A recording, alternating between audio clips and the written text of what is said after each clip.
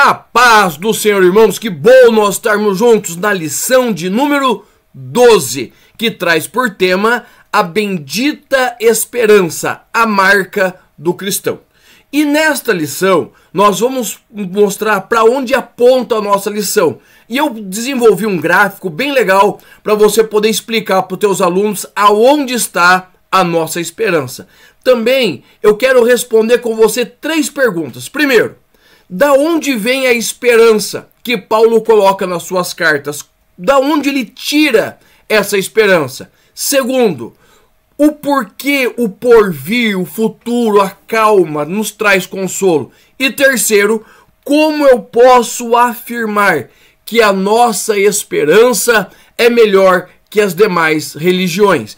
Fica conosco. Tem muita coisa boa aqui no nosso canal, tá? Eu sou o pastor Emerson, sou o pastor de igreja há 23 anos, professor de escola dominical, palestrante sobre escola dominical há 25 anos, e eu fico muito feliz de ter você conosco. E eu já quero te agradecer, porque nesse segundo trimestre de 2024, você tem estado conosco, nos ajudado, nos incentivado. Então eu sou muito grato por você estar conosco nesta nossa caminhada. E nós já estamos nos preparando ali para o terceiro trimestre de 2024. O comentarista vai ser o pastor Silas Queiroz, nós vamos falar mais dele semana que vem. E o tema vai ser o Deus que governa o mundo e cuida da família. Os ensinamentos divinos nos livros de Ruth e Esther para a nossa geração. Eu tenho certeza que vai ser algo maravilhoso de Deus para instruir, alicerçar e ensinar a nossa casa e a nossa família. Vamos aí para o comentário da nossa lição? Nós estamos falando, a respeito da bendita esperança. E esta esperança, ela é a marca de nós como cristãos, mas como cristãos peregrinos. Por quê? Porque nós temos a certeza que aquele que nos fez a promessa da vida eterna, que nos fez a promessa de um futuro, ele a cumprirá.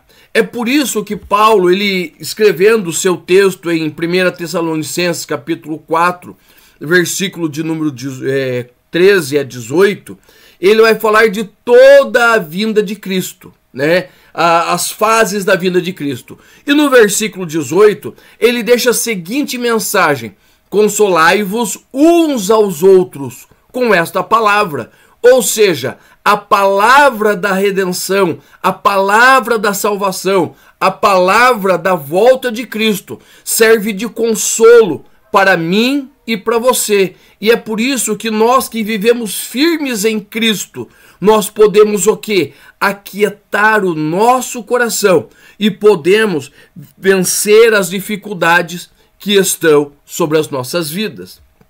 Aqui no nosso texto áureo está escrito assim: aguardando a bendita esperança e o aparecimento da glória do grande Deus e nosso Senhor Jesus Cristo.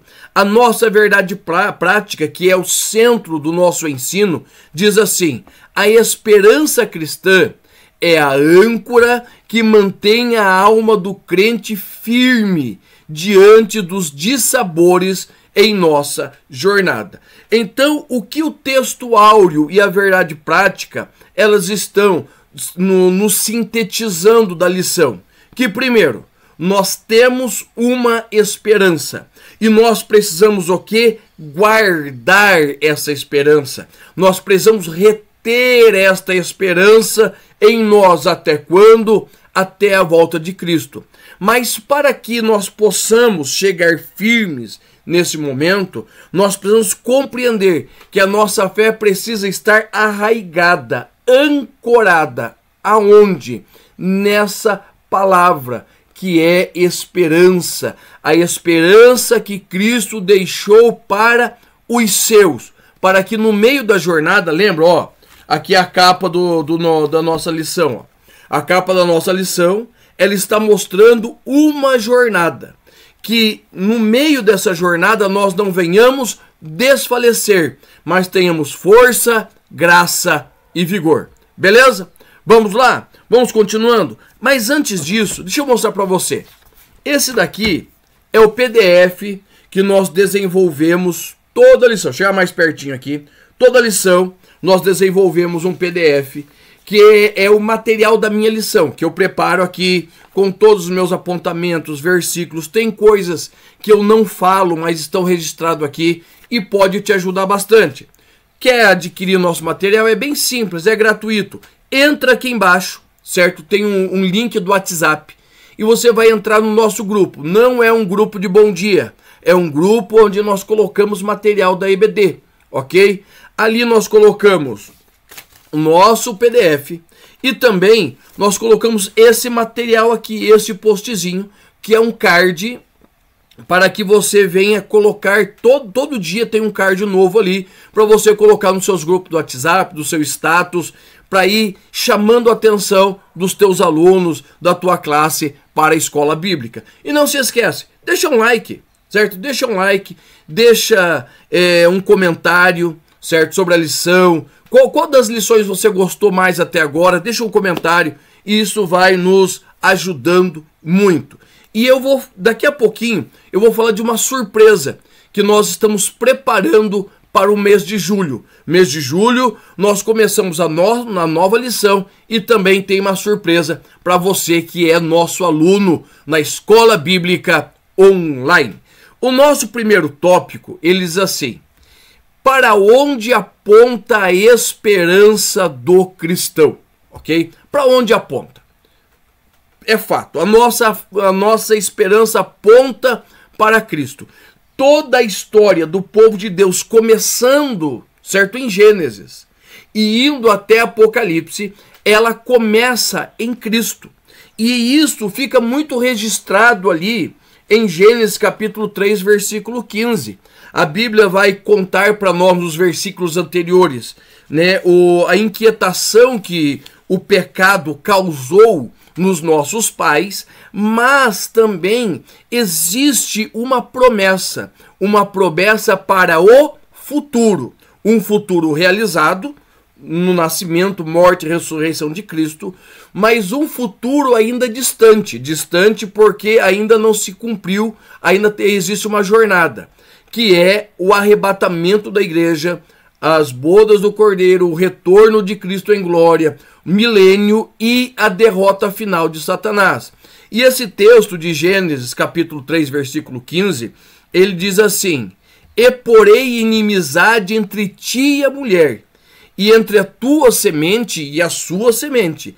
Esta lhe ferirá a cabeça, e tu lhe ferirá o calcanhar. O que isso quer dizer? Isso quer dizer que existe uma promessa para o futuro da derrota final de Satanás. Existirá ferimentos no meio do caminho, sim, mas a nossa esperança aponta para onde? Aponta para Cristo. E é por isso, irmãos, que eu coloquei aqui, certo? Esse gráficozinho que vai poder ajudar você a compreender aonde está a nossa esperança. Antes de Cristo, certo? E depois de Cristo. Aonde está a centralidade da esperança? Antes de Cristo, no Antigo Testamento, a centralidade da esperança estava no Cristo que viria. Agora, no Novo Testamento, a centralidade da esperança está no Cristo que veio e voltará. E é exatamente isso que nós temos nesse gráfico aqui. A esperança no Antigo Testamento, no Cristo que virá, e a esperança no Novo Testamento, a esperança do Cristo que veio e voltará. Pega lá o PDF, você pode recortar, cola, coloca no teu slide ou leva na tua classe para você poder desenhar para os seus alunos, ok? E é por isso, irmãos, que nós vivemos esta esperança, porque nós cremos em Cristo e sabemos que Ele voltará para buscar a sua igreja. E neste ponto, nós já vamos ligando no subtópico 2, a esperança nas cartas do apóstolo Paulo. Aonde está a esperança de Paulo? Por que que Paulo? Paulo é o maior escritor do Novo Testamento, todos nós sabemos, também da Bíblia, né? Não em volume, mas em número de cartas. Mas veja bem, aonde está a esperança dele? Está exatamente na formação do povo de Israel. A Bíblia vai falar lá em Lucas capítulo 2, versículo 25, de um homem chamado Simeão, que estava no templo, fazendo o quê? Esperando a consolação de Israel. Quem é esta consolação? É Cristo. A esperança de todo israelita estava onde? No Messias. E o que isso fez, irmãos? Isto gerou na nação uma esperança que em meio a lutas, em meio a perseguições, em meio a tantos ataques, eles não desistiram.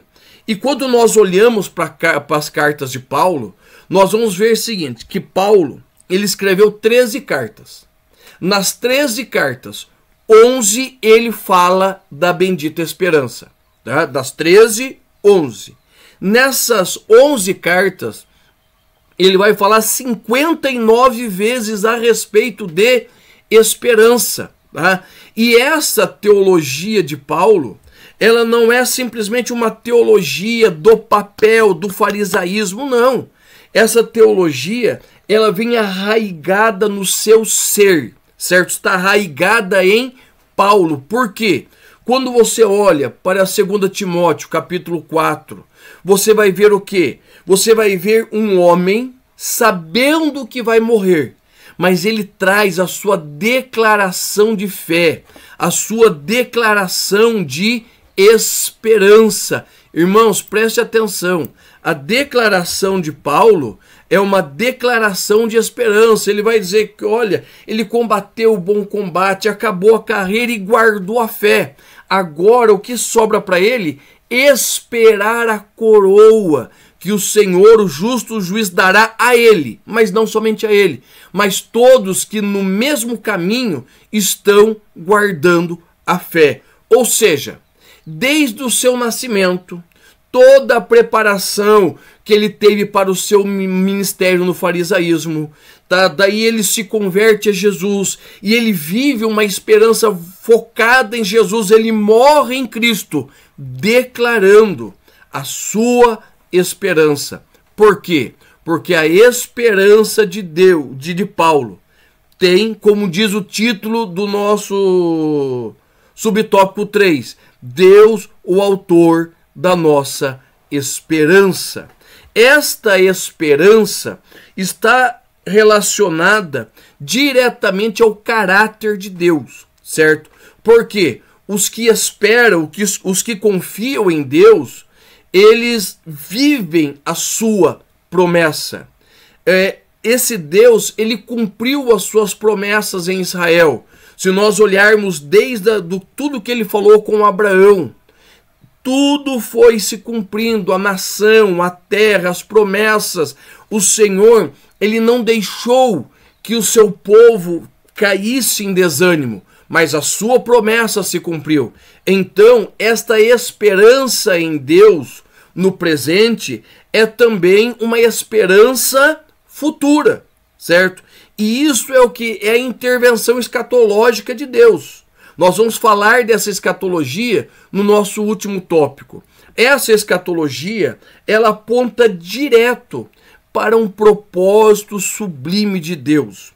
Nós estamos aí falando da doutrina da preservação. O Senhor preserva a sua promessa. Nós olhamos para a Bíblia Sagrada e nós vemos que a promessa de Deus vem sendo cuidada dia após dia. Por quê? Porque o Senhor é fiel àquilo que Ele prometeu. E esse aspecto dessa esperança de Israel deu origem à expectativa messiânica, certo? E esta literatura apocalíptica, né, que fala especialmente da escatologia, dessa esperança do futuro, ela vai trazer a ideia da ressurreição dos mortos. A ressurreição dos mortos acalenta o nosso coração. Por quê? Porque o reino do Messias será um reino de vida e glória preparado por Deus. Beleza? Vamos tocando, vamos para o tópico de número 2. E esse tópico de número 2, ele vai falar exatamente desta perspectiva escatológica da esperança cristã. Tá? Então, olha só, eu já citei aqui, vou voltar a falar. De Gênesis a Apocalipse, em todos os livros da palavra, a perspectiva do futuro do povo de Deus está ali presente, certo? O Senhor em nenhum momento ele perdeu o foco da esperança, ele perdeu o foco da visão celestial. Isso por quê? Porque o pecado hoje é o nosso grande desafio, certo? E ele tenta nos afastar de Deus. Mas o servo de Deus, para viver uma vida focada no futuro, ele precisa se desconectar do pecado, do mundo, e se conectar com Deus. É por isso que Paulo vai escrever em Romanos, capítulo de número 8, versículos de número 24 e 25, e ele vai dizer bem assim: porque em esperança somos salvos. Ora, a esperança que se vê não é esperança, porque o que se espera, porque o que se vê, como esperar? Mas se esperamos o que não vemos, com paciência esperamos. Ou seja, a nossa esperança, ela está margeada no futuro. Nós cremos em Cristo hoje, aguardamos a sua vinda agora. Eu espero que você nem termine esse vídeo e Jesus venha te buscar, venha nos buscar como igreja, mas a nossa esperança está onde? Em Cristo. E essa esperança, que é o subtópico 2, ela vai, o subtópico 2 vai dizer assim: a esperança no porvir traz consolo e alegria ao crente. Veja bem, olhando para a palavra, diretamente para a palavra, nós entendemos que quando foram escritos os textos escatológicos, eles foram escritos exatamente em momentos de luta, em momentos de perturbação. Nós compreendemos que os textos escatológicos, eles surgem no momento que o povo de Deus está em maiores angústias. Mas isso por quê? Para dar ao povo um motivo de esperança. Tá? Porque um dos maiores temores que o homem natural tem é o quê? É a morte, é o porvir, é o que acontecerá depois do seu passamento. Mas nós que estamos em Cristo, nós não temos esse medo. Nós não temos medo das aflições, nós não temos medo da morte, nós não desejamos a morte, nós não desejamos passar por aflições, mas nós não temos medo. E é isso que Paulo escreve em Romanos capítulo 8, versículo de número 24. E ele diz bem assim: porque para mim tenho por certo, olha só, que as aflições deste tempo presente não são para comparar com a glória que em nós há de ser revelada. Ou seja, o que Paulo está dizendo? Que o que nós estamos vivendo, o que nós estamos passando, os desafios, as lutas, não se compara com o que o Senhor tem para nós. Por isso que eu estou dizendo para você que toda a literatura, vamos para a Bíblia, vamos pegar a literatura escatológica. Quando o Senhor envia esta mensagem? No momento de angústia e desespero do povo. Nesse aspecto, a palavra de Deus diz a respeito de nós, de que nós aguardamos a eternidade em Cristo, e isto é glorioso, isto é incomparável. Assim, a Bíblia, ela é muito mais do que simplesmente um livro, ela é muito mais do que simplesmente uma história para acalmar o coração. A Bíblia é uma profecia viva que alegra o coração do crente e nos traz conforto na hora da angústia. É por isso que nós podemos crer no subtópico de número 3, que diz assim: por que uma doutrina da esperança?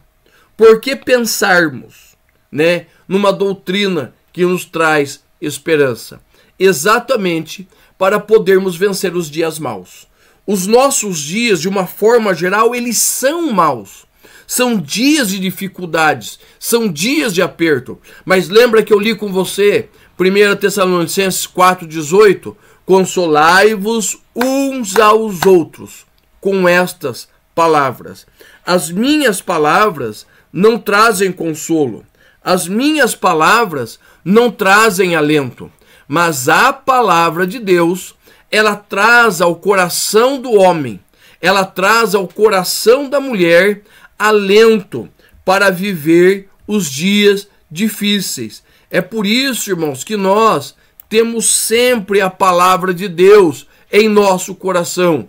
Hebreus 10, 23, assim: retenhamos firme a confissão da nossa esperança. Por quê? Porque fiel é o que prometeu. E para nós entrarmos já no subtópico, no tópico número 3, o tema é o seguinte: a esperança cristã como âncora da alma.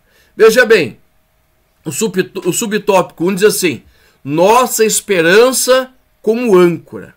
A esperança, ela traz para nós uma segurança, ela traz estabilidade, certo?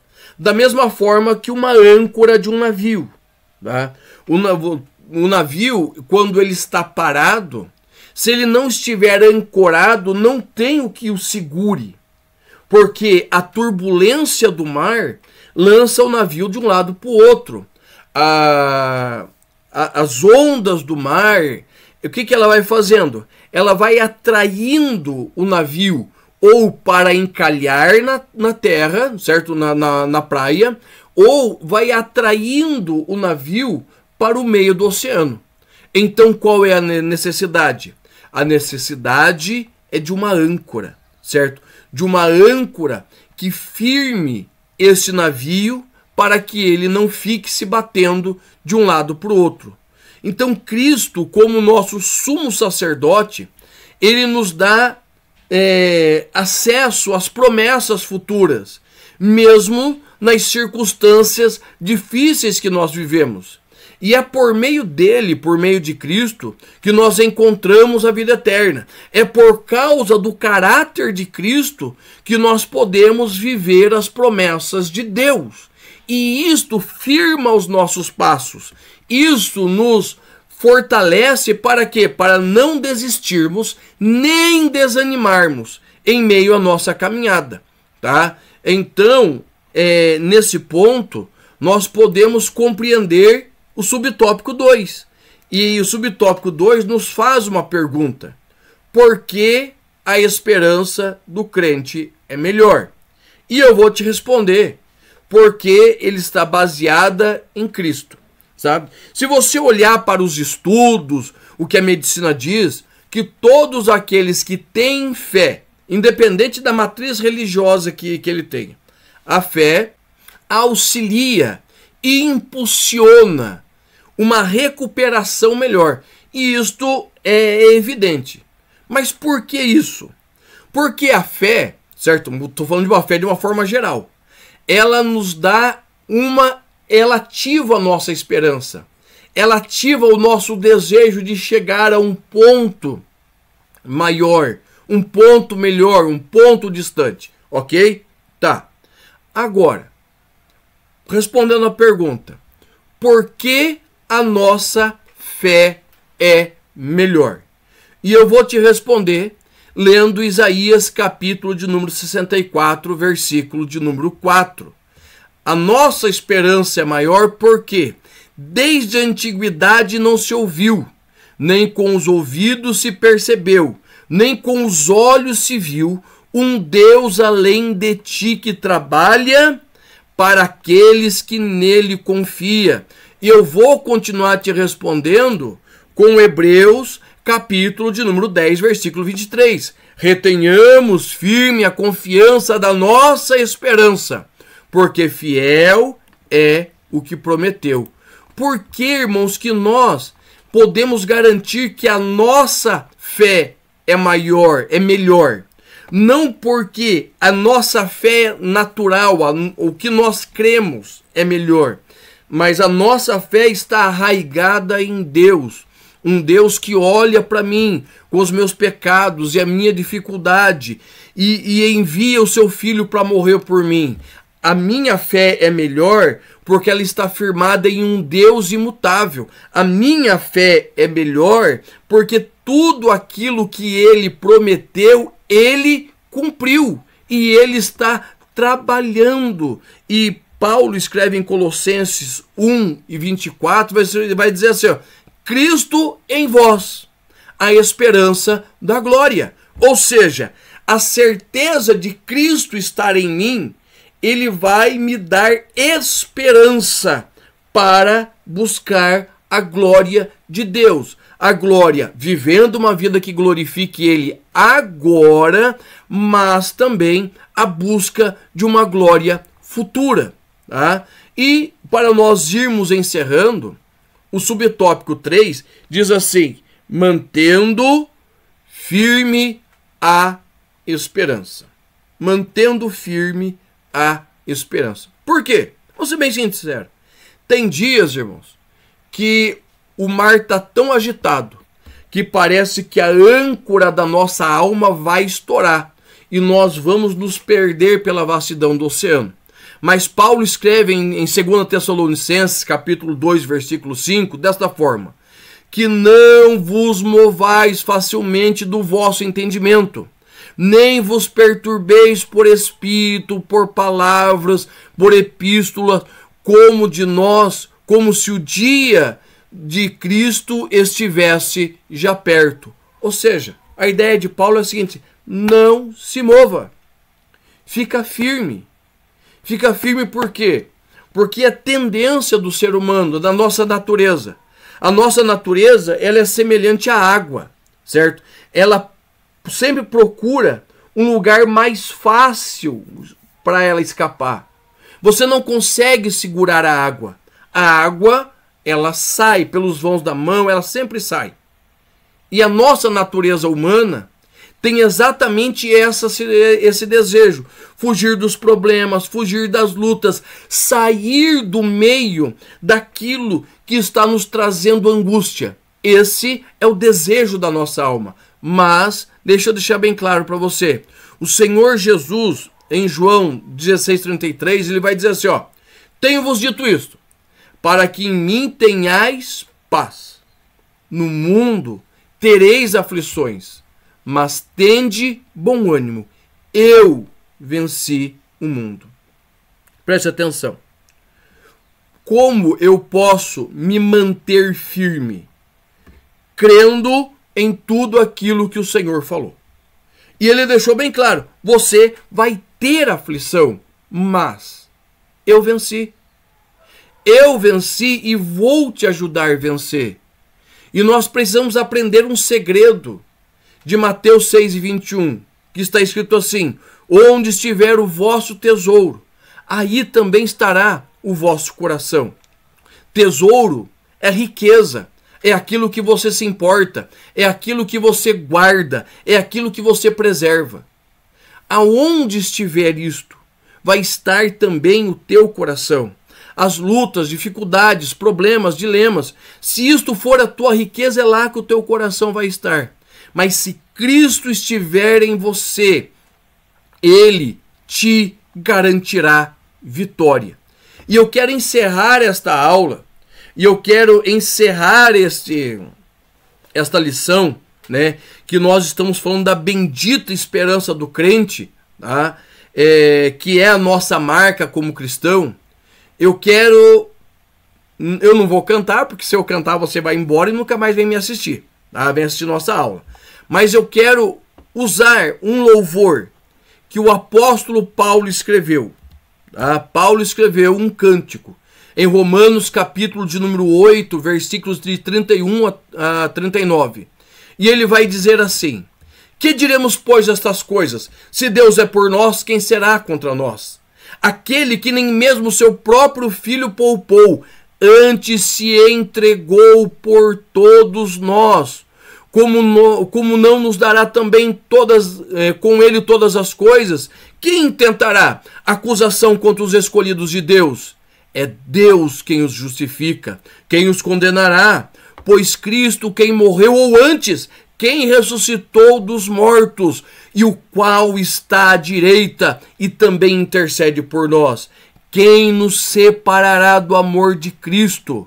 A tribulação, a angústia, a perseguição, a fome, a nudez, ou o perigo, ou a espada. Como está escrito: por amor de ti somos entregue à morte todo o dia.